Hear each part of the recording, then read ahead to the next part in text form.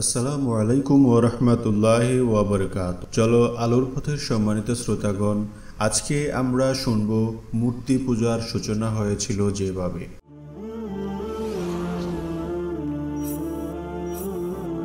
চলো আলোর পথে।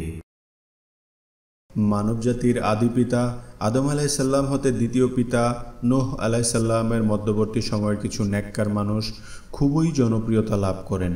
নূহ আলাইসাল্লামের সময় তারা মৃত্যুবরণ করলে ইবলিস তাদের ভক্ত অনুসারীদের প্ররোচনা দিল, এই বলে যে ওইসব নেককার লোকদের বসার স্থানে তোমরা তাদের মূর্তি স্থাপন করো এবং সেগুলিকে তাদের নামে নামকরণ করো। শয়তান তাদের যুক্তি দিল যে যদি তোমরা মূর্তিগুলোকে সামনে রেখে ইবাদত করো তাহলে তাদের স্মরণ করে আল্লাহর ইবাদতের প্রতি তোমাদের অধিক আগ্রহ সৃষ্টি হবে।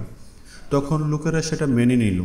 অতঃপর এই লোকেরা মৃত্যুবরণ করলে তাদের পরবর্তী বংশধরগণকে শয়তান কুমন্ত্রণা দিল, এই বলে যে তোমাদের বাপদাদারা এসব মূর্তির পূজা করতেন এবং এদের ওসিলায় বৃষ্টি প্রার্থনা করতেন এবং তাতে বৃষ্টি হতো।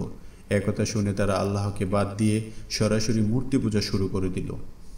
অতঃপর এভাবেই মূর্তি পূজার সূচনা হয়।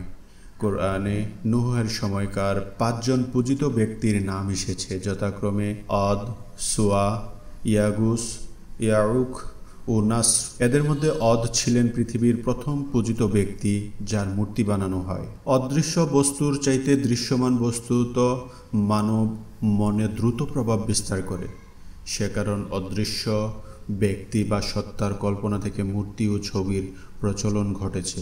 অবশেষে মূর্তি বা ছবি মূল হয়ে যায়, ব্যক্তি বা সত্তা অপেক্ষিত হয়, যার জন্য মূর্তি পূজার মূর্তি মুখ্য হয়, আল্লাহ গৌণ হয়ে যান।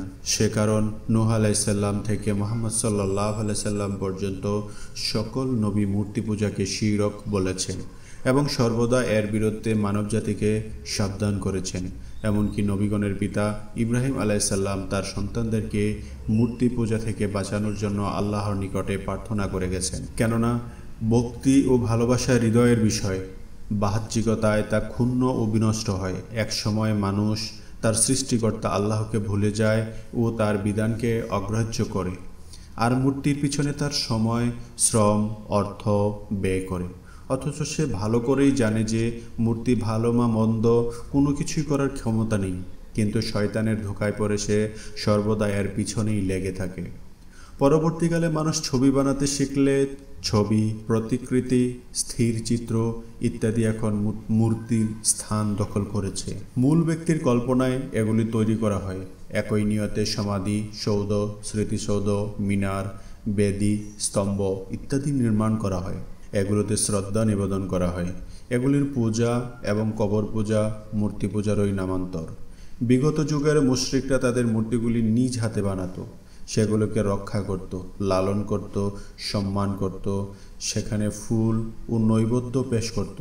কেউ কেউ এর অসিলায় আল্লাহর নৈকট্য চাইত ও পরকালীন মুক্তি তালাশ করত। বর্তমান যুগের নামধারী মুসলমানরা সেই কাজটি করছে, একইভাবে একই নিয়তে। ক্ষুধার্ত জীবিত মানুষকে তারা কিছুই দিতে চায় না, অথচ মৃত্যুর কবরে বিনা দ্বিধায় তারা হাজারো টাকা ঢালে। ভূমিহীন, বাস্তুত্ব ভিটাহীন, ছিন্নমূল মানুষ একটু মাথা গোঁজার ঠাঁই পায় না, অথচ এইসব মাজার, মিনার, স্মৃতিসৌধ ইত্যাদি নামে সারা দেশে শত শত একর জমির অধিগ্রহণ করে রাখা হয়েছে। সেগুলো স্রেফ অপচয় ও শিরকের আখড়া ব্যতীত কিছুই নয়।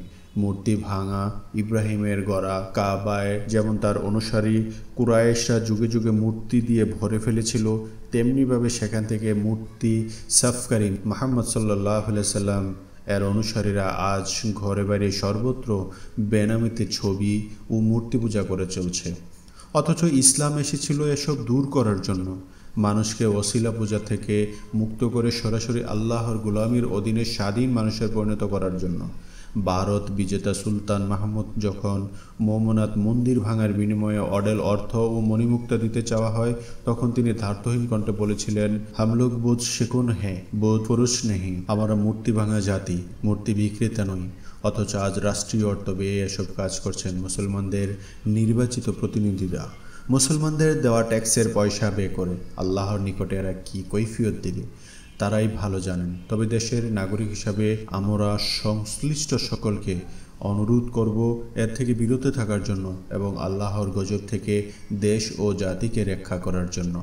কেননা আল্লাহ বান্দার সব গুনাহ মাফ করেন, কিন্তু শিরকের গুনাহ কখনো মাফ করেন না। এবং পরকালে এসব লোকের জন্য জান্নাতকে আল্লাহ হারাম ঘোষণা করেছেন। সম্মানিত শ্রোতাগণ, আসুন আমরা জ্ঞান অর্জন করি, জ্ঞান অর্জনের মাধ্যমে আল্লাহর শিরক থেকে নিজেদেরকে রক্ষা করি। আসসালামু আলাইকুম ওয়া রাহমাতুল্লাহি ওয়া বারাকাতুহু।